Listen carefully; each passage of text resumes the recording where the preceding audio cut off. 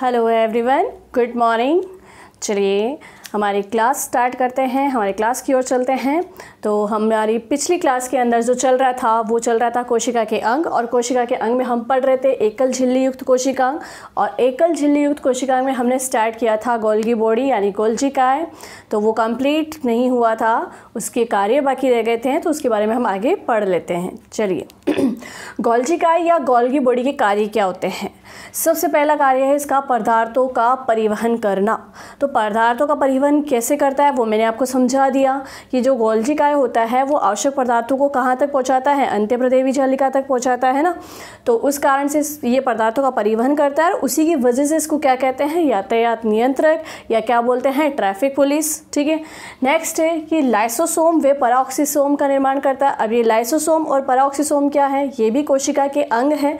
तो इन कोशिका के दो अंग कौन कौन से, लाइसोसोम और पराक्सीसोम, इनका निर्माण कौन करता है, गोल्जिकाए करता है। ठीक है। नेक्स्ट है शुक्राणु के एक्ट्रोसोम का निर्माण। ये इंपॉर्टेंट है क्योंकि अभी तक के जितने भी कॉम्पिटिटिव एग्जाम हुए हैं, अगर इसके कार्य से रिलेटेड आया है तो इसी पे ज़्यादा क्वेश्चन पूछा गया है। तो आप इसे इंपॉर्टेंट कर लीजिए कि शुक्राणु के एक्ट्रोसोम का निर्माण कौन करता है, तो शुक्राणु के एक्ट्रोसोम का निर्माण भी करता है गोल्जिकाए। ठीक है।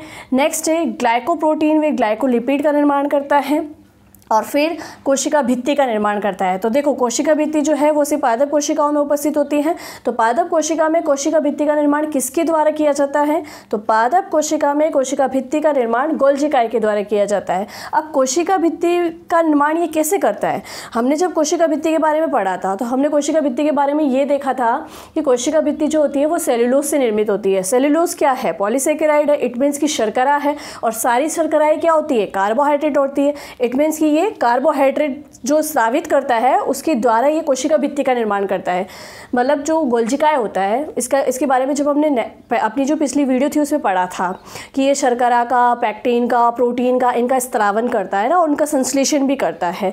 तो ये कार्बोहाइड्रेट भी पदार्थ उत्पाद बनाता है, और उन्हीं का यूज़ ये कहाँ करता है, कोशिका भित्ति के निर्माण में। चलिए उसी से एक लाइन निकल के और आती है कि कोशिका को कार्बोहाइड्रेट का कारखाना भी, कोशिका नहीं, यहाँ हम लिखेंगे गोल्जिकाए को, है ना। गोल्जिकाए को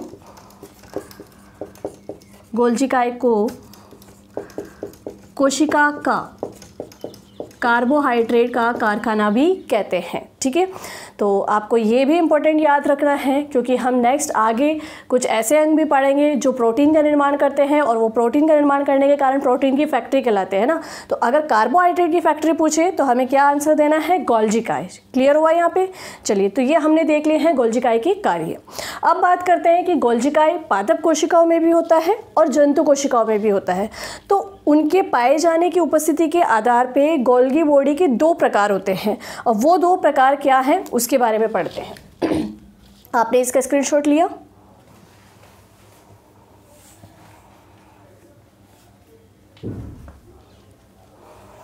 चलिए आपने इसका स्क्रीनशॉट ले लिया है। नेक्स्ट बात करते हैं हम कि गोल्जिकाए जो है गोल्जिकाए पादप कोशिकाओं में किस प्रकार का पाया जाता है और जंतु कोशिका में किस प्रकार से पाया जाता है, और ये होते कहाँ हैं, कोशिका द्रव्य में होते हैं। तो कोशिका द्रव्य में ये किस प्रकार से उपस्थित होते हैं। अगर हम बात करें पादप कोशिकाओं में, तो पादप कोशिकाओं में ये बिखरी हुई अवस्था में होता है। ये कोशिका है और ये कोशिका के अंदर ये कोशिका द्रव्य है।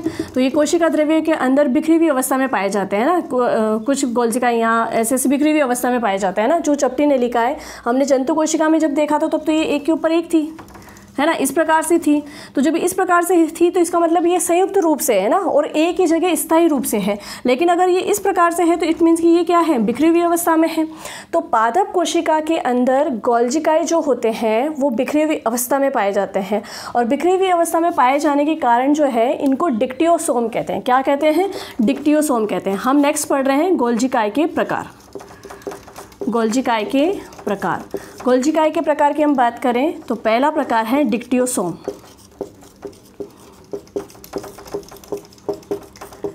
डिक्टियोसोम यानी कि पादप कोशिका में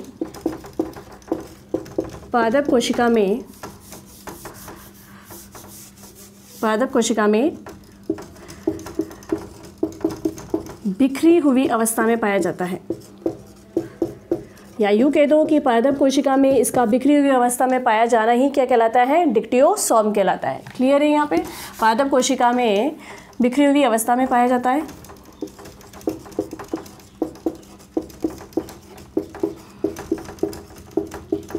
क्लियर हुआ। और जंतु कोशिका में ये कैसा होता है, जंतु कोशिका में आपको मैंने बताया था केंद्र के पास होता है, चपटी नलिकाओं के रूप में होता है, तो संयुक्त रूप से होता है, यानी स्थायी रूप से होता है। तो जब ये स्थायी रूप से होता है, संयुक्त रूप से होता है, तभी एक्चुअली इसको क्या कहा जाता है, गोल्जी काय।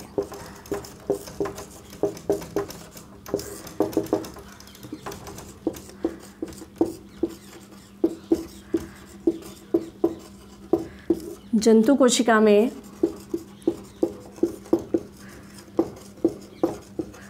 संयुक्त रूप से या स्थायीकृत होता है। क्लियर हुआ यहाँ पे। चलिए, तो ये हमने गोल्जी काय पढ़ लिया है, यानी कोशिका का एक अंग कंप्लीट पढ़ लिया है। ठीक है, गोल्जी काय क्या है, किसने खोज की और किसने इसको नाम दिया। उसके बाद में हमने देखा कि गोल्जी काय के कार्य क्या हैं। उसके बाद में उसके मेनली वर्क देखे हमने कि शुक्राणु में एक्रोसोम का निर्माण करना, लाइसोसोम का निर्माण करना, पेरोक्सीसोम का निर्माण करना, और उसकी उपस्थिति कैसी होती है, पारदर्भ कोशिकाओं में कैसा पाया जाता है, जंतु कोशिकाओं में कैसे पाया जाता है, उसके आधार पर हमने इसके प्रकार भी देख लिए हैं। चलिए अब हम नेक्स्ट बात करते हैं नेक्स्ट कोशिका अंग की। तो हम नेक्स्ट कोशिका अंग पढ़ने वाले हैं लाइसोसोम। लाइसोसोम भी क्या है, एकल झिल्ली युक्त कोशिकांग है। अब एकल झिल्ली युक्त कोशिकांग है तो ये कोशिका में किस प्रकार से दिखता है या कैसा पाया जाता है वही चीज़ कि ये हमारी कोशिका है और ये कोशिका झिल्ली के अंदर का कोशिका द्रव्य है। तो कोशिका द्रव्य के अंदर अब हम नेक्स्ट जो बात करने वाले हैं वो बात करने वाले हैं लाइसोसोम की, है ना। तो लाइसोसोम, ठीक है, नेक्स्ट है हमारा लाइसोसोम। लाइसोसोम या जिसे लयनकाय भी कहते हैं, ठीक है, लाइसोसोम या जिसे कहते हैं लयनकाय। चलिए, लाइसोसोम क्या होता है, कोशिका द्रव्य के अंदर एक थैलीनुमा छोटे छोटे पैकेट्स होते हैं, ठीक है ना। गोलाकार संरचनाएं होती है, थैलीनुमा होती है ना, छोटे छोटे पैकेट्स के समान। जैसे ये कुछ इस प्रकार का होता है ना, ठीक है। और इस थैली के अंदर जो द्रव पाया जाता है वो कणों के रूप में होता है। कैसा होता है, कणों के रूप में होता है। तो कणीय द्रव से युक्त एकल परत वाला थैलीनुमा संरचना ही क्या कहलाती है, लाइसोसोम कहलाती है। ठीक है, फिर से सुनिएगा, कणीय द्रव से युक्त एकल झिल्ली वाला थैलीनुमा संरचना ही क्या कहलाती है, लाइसोसोम कहलाती है। क्लियर हुआ। और ये कहाँ प्रेजेंट होती है, कोशिका द्रव्य में होती है।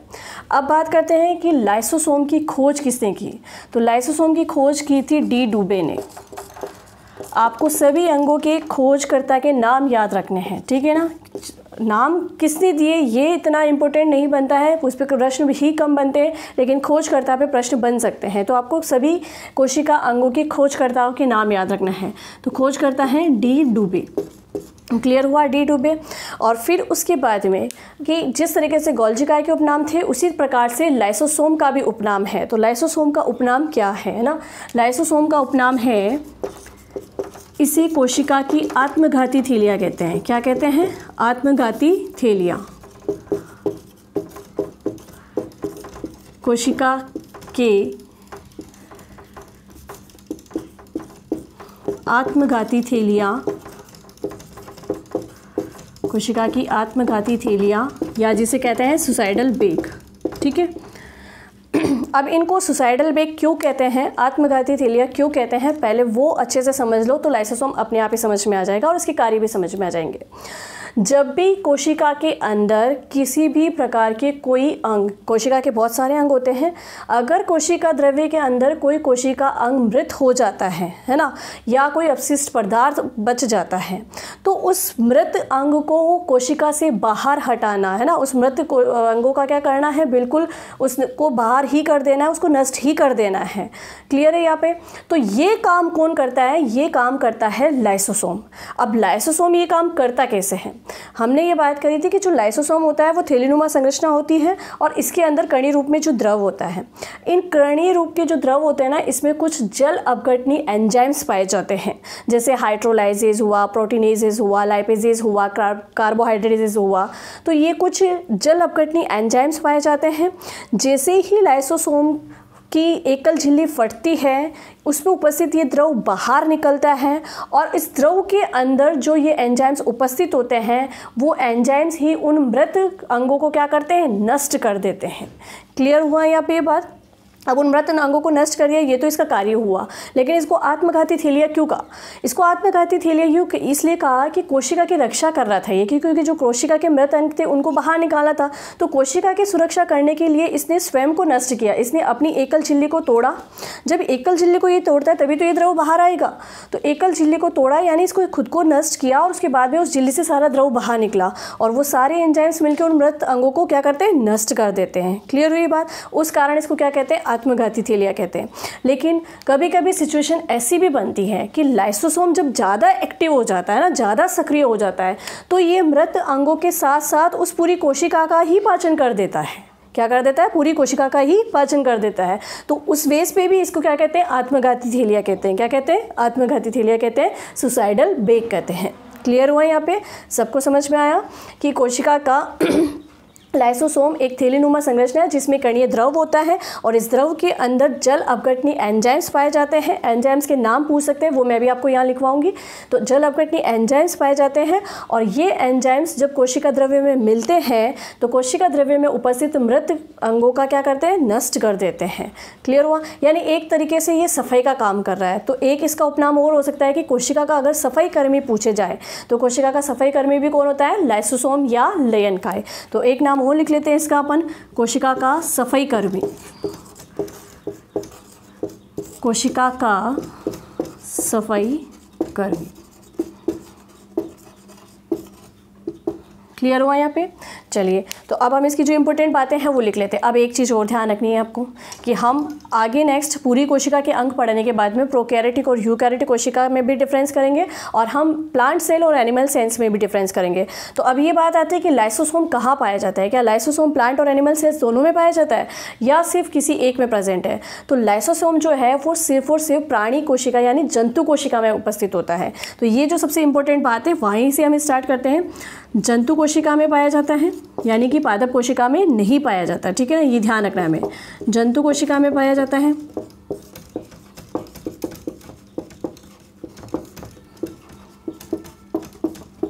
जंतु कोशिका में पाया जाता है। फिर लिखना है लाइसोसोम एक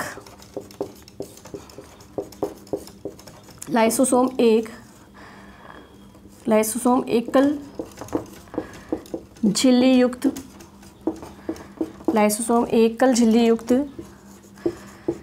थैलीनुमा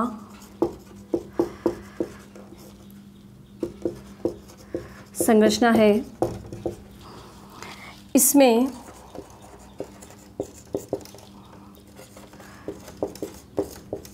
कणीय पदार्थ के रूप में द्रव पाया जाता है जिसमें जल अपघटनी एंजाइम्स उपस्थित होते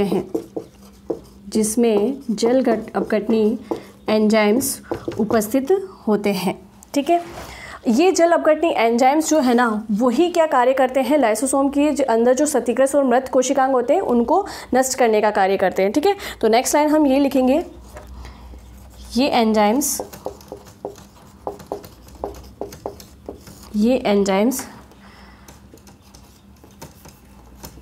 क्षतिग्रस्त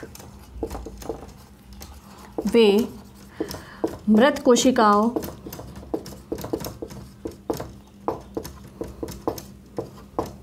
का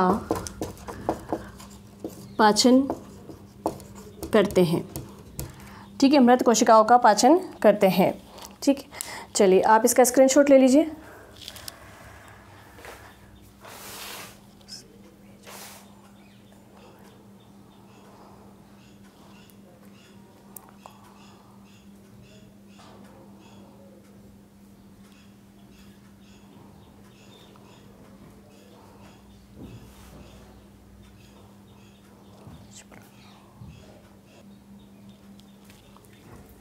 चलिए, आपने स्क्रीनशॉट ले लिया होगा। अब नेक्स्ट बात करते हैं हम, है ना।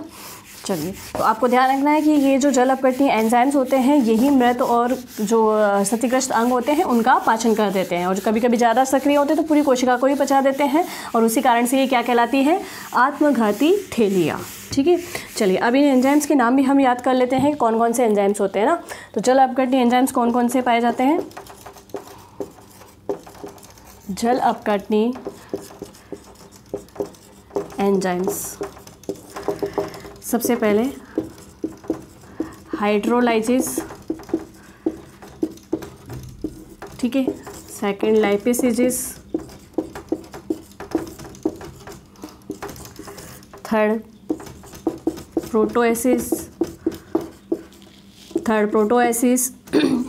और फोर्थ है कार्बोहाइड्रेसिस। ठीक है, कार्बोहाइड्रेडेज। ठीक है, तो हाइड्रोलाइसिस, लाइपेसिस, प्रोटोएसिस और कार्बोहाइड्रेजेस। ठीक है, ये जल अपघटनीय एंजाइम्स होते हैं किसके अंदर? जो लाइसोसोम होता है उसका जो द्रव होता है उसके अंदर। क्लियर हुआ यहाँ पे? चलिए अब हम नेक्स्ट बात करते हैं कि इसके मेन कार्य क्या है, क्यों लाइसोसोम जो है वो जंतु कोशिका में इंपॉर्टेंट है। क्लियर है यहाँ पे? चलिए, तो अब नेक्स्ट बात करते हैं इसके कार्य के ऊपर कि लाइसोसोम का कार्य क्या है। तो सबसे पहले तो कोशिका के अंदर स्वतः पाचन हो रहा है ना, कोशिका के अंदर जो मृत अंग है उन अंगों का पाचन हो रहा है, तो उन अंगों का पाचन कौन कर रहा है? लाइसोसोम कर रहा है। तो हम ये कह सकते हैं कि कोशिका के अंदर स्वतः पाचन की क्रिया किसके द्वारा होती है? लाइसोसोम के द्वारा होती है। तो लिखेंगे हम पहला इसका कार्य, कोशिका में स्वतः पाचन। कोशिका में या कोशिका का स्वतः पाचन, ये कार्य हो गया। दूसरा, नष्ट हुए कोशिकांगों को नष्ट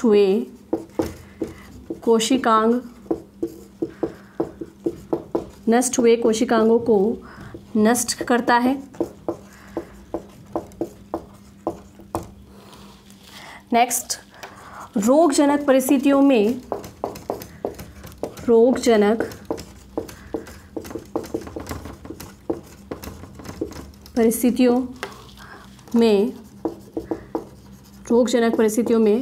मृत कोशिकाओं को नष्ट करता है। रोगजनक परिस्थितियों में मृत कोशिकाओं को नष्ट करता है।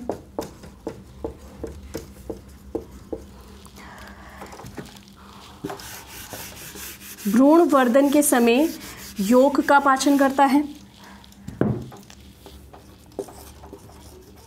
भ्रूण वर्धन के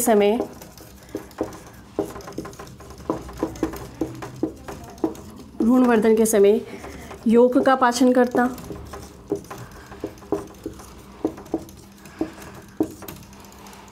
ठीक है, नेक्स्ट, अस्थि निर्माण के समय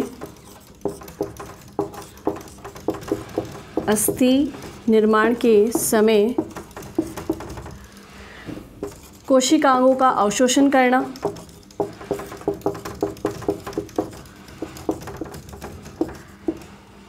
कोशिकाओं का अवशोषण करना जिसे ऑस्टियोलाइसिस कहते हैं ना, कोशिकाओं का अवशोषण करना जिसे ऑस्टियोलाइसिस कहते हैं। ठीक है ना, कोशिकाओं का अवशोषण जिसे ऑस्टियोलाइसिस कहते हैं। चलिए, नेक्स्ट है इसका एक और कार्य,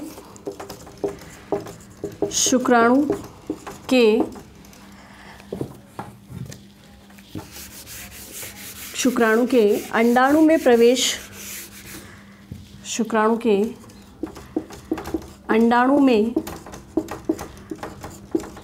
के लिए अंडाणु की झिल्लियों का विगलन करना, यानी उस झिल्ली को तोड़ देता है, विगलन करना, और देन शुक्राणु उसके अंदर प्रवेश कर जाता है। क्लियर है? कभी कभार क्या होता है कि जब लाइसोसोम की झिल्ली जब फटती है और ये एंजाइम से बाहर निकल के आते हैं तो उस समय क्या है कि कुछ गुणसूत्र भी ब्रेक हो जाते हैं, तो उससे क्या होता है कि कैंसर होने का खतरा रहता है। तो ये भी एक इम्पोर्टेंट लाइन है कि कोशिका के कौन से अंग के कारण कैंसर होने की संभावना होती है ना। तो कोशिका का वो अंग है लाइसोसोम, इसको आपको माइंड में रिकॉल रखनी है ये बात, ठीक है। कोशिका का वो अंग है लाइसोसोम। जब लाइसोसोम फटता है तो उस दौरान कभी कभी गुणसूत्र भी ब्रेक हो जाते हैं और गुणसूत्रों के ब्रेक होने के कारण कैंसर होने के चांसेस बनते हैं। क्लियर हुई ये बात? चलिए, तो ये हमने नेक्स्ट इसका कोशिकांग पढ़ लिया है, लाइसोसोम लेयनकाय। क्लियर है? अब हम आगे बढ़ते हैं, हमारा तीसरा कोशिका अंग पढ़ते हैं। तो तीसरे कोशिका अंग जब हम पढ़ने जा रहे हैं तो हम पढ़ेंगे अंत्यप्रदेवी जालिका, एंडोप्लाज्मिक रेटिकुलम।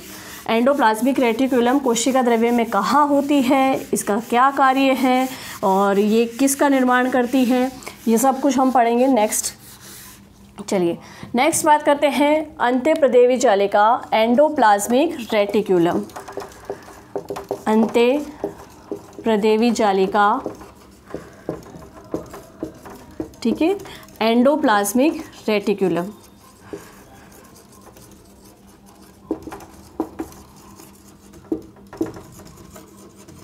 चलिए, एंडोप्लाज्मिक रेटिकुलम की यदि हम बात करें तो सबसे पहले तो हम देख लेते हैं कि कोशिका द्रव्य में ये कहाँ प्रेजेंट होती है, किस प्रकार की दिखती है ना। ये हमारी कोशिका, ये केंद्रक और ये कोशिका द्रव्य है। कोशिका द्रव्य में केंद्रक के बिल्कुल समीप होती है हमारी एंडोप्लाज्मिक रेटिकुलम, अंत्यप्रदेवी जालिका। ये भी बिल्कुल पतली पतली नलिकाओं के समान सी होती है। कैसी होती है? बिल्कुल पतली पतली नलिकाओं जैसी होती है, ठीक है। केंद्रक के दोनों ओर स्थित होती है, ठीक है, अंत्यप्रदेवी जालिका। अब इस अंत्यप्रदेवी जालिका में ये चपटी नलिकाओं के समान होती है और कोशिका के अंदर अगर हम देखें तो कोशिका द्रव्य में सबसे ज़्यादा भाग में यही फैली हुई होती है। तो सबसे ज़्यादा भाग में फैली हुई होती है, इसका मतलब एक निश्चित स्थान घेरती है और एक निश्चित स्थान घेरती है तो उसकी वजह से कोशिका का साइज भी क्या होता है, एक निश्चित शेप होता है उसका, है ना, एक फिक्स शेप होता है। तो ये कोशिका को एक निश्चित आकृति प्रदान करती है।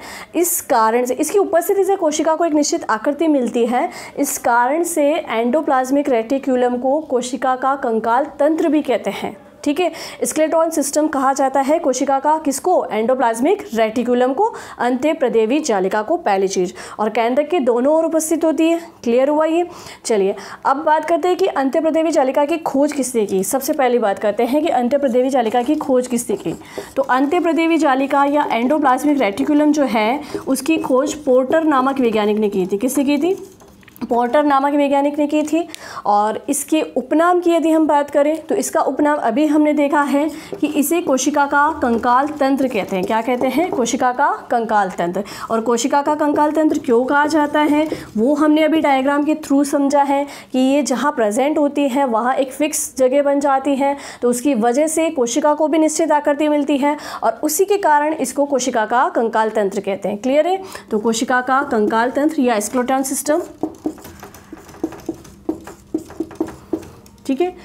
चलिए नेक्स्ट बात करते हैं कि अब ये प्रेजेंट कहाँ है। तो अगर इसकी आपको उपस्थिति बतानी तो आप क्या बताएंगे कि कोशिका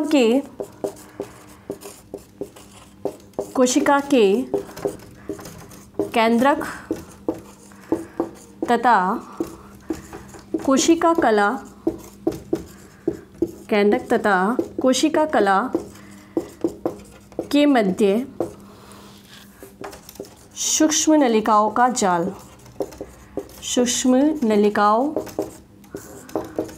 का या सूक्ष्म नलिकाओं की जालिका को ही अंत्यप्रदेवी जालिका कहते हैं।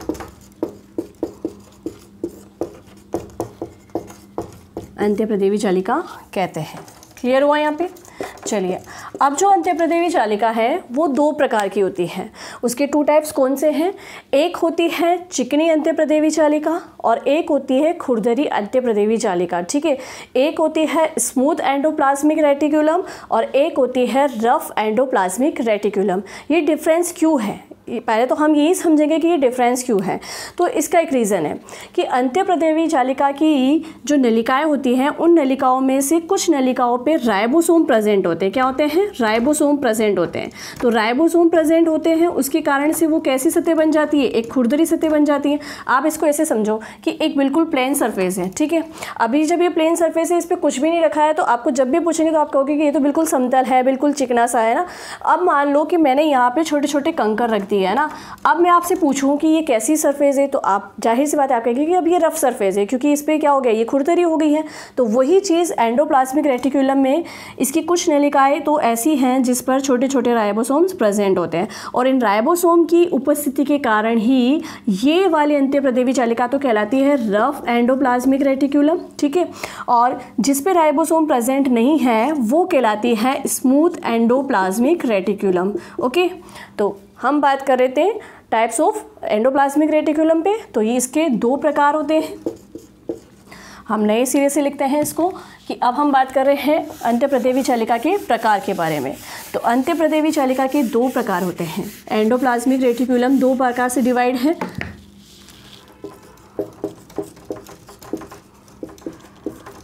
चलिए, तो पहली है चिकनी अंत्यप्रदेवी जालिका, चिकनी अंत्यप्रदेवी जालिका जिसे कहते हैं स्मूथ एंडोप्लाज्मिक रेटिकुलम, या शॉर्ट में हम इसे लिख सकते हैं SER, ठीक है। नेक्स्ट है खुरदरी अंत्यप्रदेवी जालिका, खुरदरी अंत्यप्रदेवी जालिका, रफ एंडोप्लाज्मिक रेटिकुलम RER।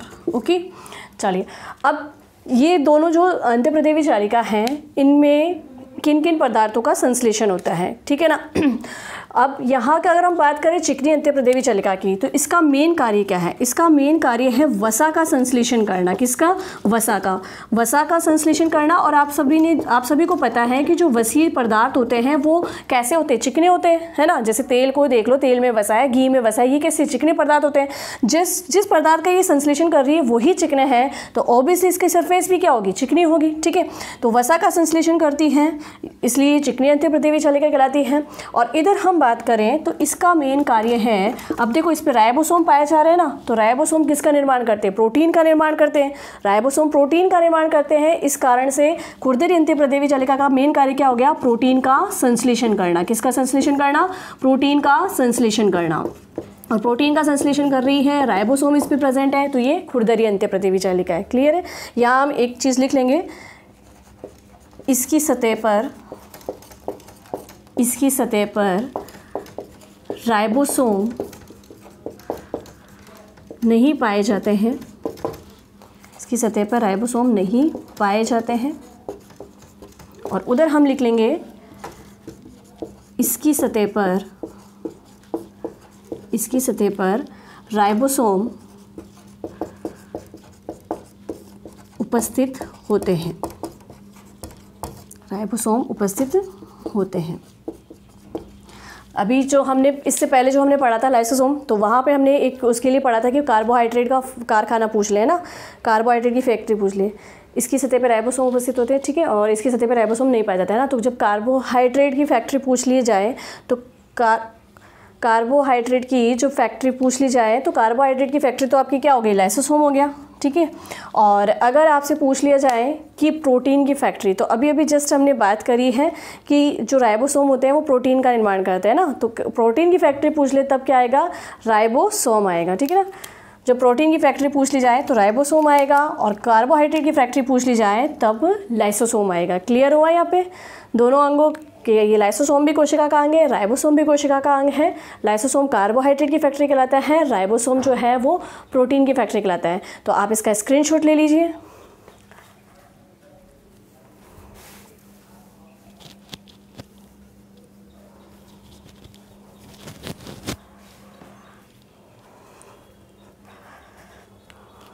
चलिए, आपने इसका स्क्रीनशॉट ले लिया होगा।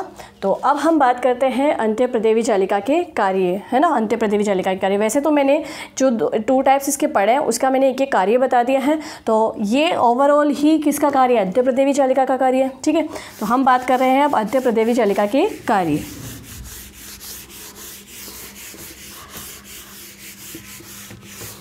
चलिए, अंत्यप्रदेवी जालिका के जो मेन कार्य हैं उसमें तो सबसे पहला कार्य ही जो अभी अभी हमने पढ़ा है कि वसा व प्रोटीन का संश्लेषण करना है ना। दोनों झिल्लियाँ मिलके, दोनों अंत्य जालिकाएँ मिलके क्या करती है, वसा व प्रोटीन का संश्लेषण,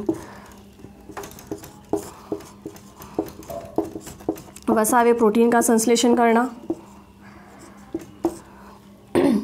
ठीक है, नेक्स्ट इसका कार्य है, जो अंत्यप्रदेवी जालिका होती है वो क्या करती है, पदार्थों का आवागमन करती है, मतलब कोशिका के जो विभिन्न अंग हैं उन तक मतलब प्रोटीन को पहुंचाना, वसा को पहुंचाना है ना, तो ये कार्य करती है अंत्यप्रदेवी जालिका। तो इसका नेक्स्ट कार्य हम लिखेंगे, कोशिका द्रव्य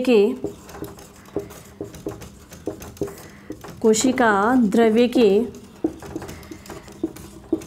विभिन्न क्षेत्रों, कोशिका द्रव्य के विभिन्न क्षेत्रों तथा कोशिका द्रव्य व केंद्रक के मध्य पदार्थों का परिवहन करना या परिवहन का कार्य करती है।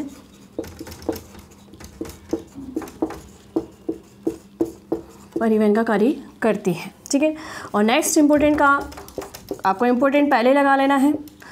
नेक्स्ट इम्पोर्टेंट काम है कि गोल्जिकाएं, कोशिका का जो स्वयं का एक अंग है गोल्जिकाएं, उसका निर्माण कौन करती है, अंत्यप्रदेवी जालिका करती है ना। तो गोल्जिकाएं का निर्माण करती है।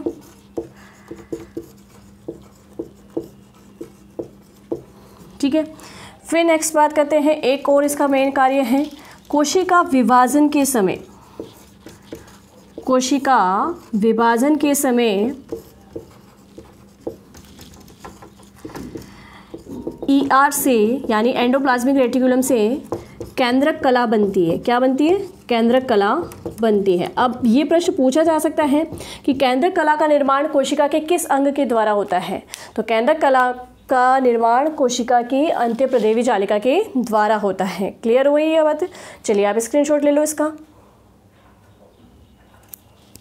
चलिए आपने स्क्रीनशॉट ले लिया होगा। नेक्स्ट एक इम्पोर्टेंट बात और करनी है, पहले आप इस डायग्राम के माध्यम से समझ लीजिए। ये केंद्रक है, तो ये केंद्रक के बाहर वाली जो झिल्ली है वो कहलाती है केंद्रक झिल्ली।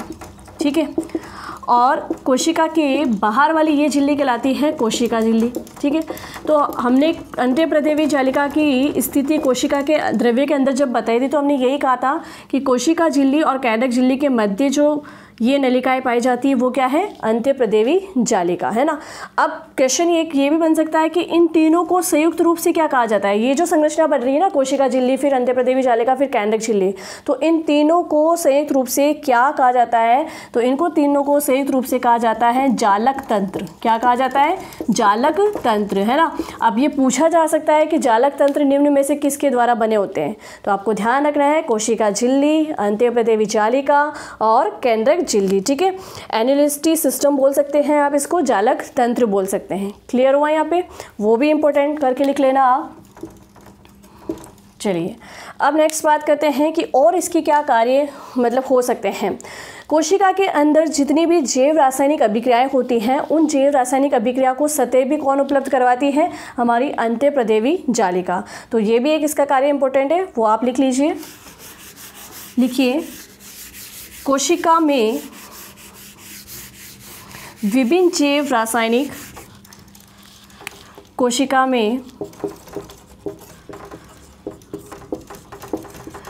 विभिन्न जैव रासायनिक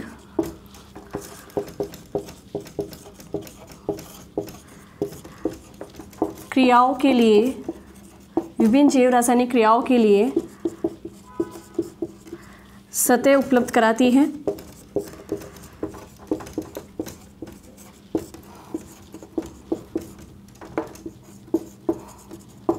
ठीक है, और वैसे ये पदार्थों का परिवहन करती है, तो पदार्थ फिर चाहे तरल हो ठोस हो, सभी पदार्थों का परिवहन कौन करती है, अंत्यप्रदेवी जालिका।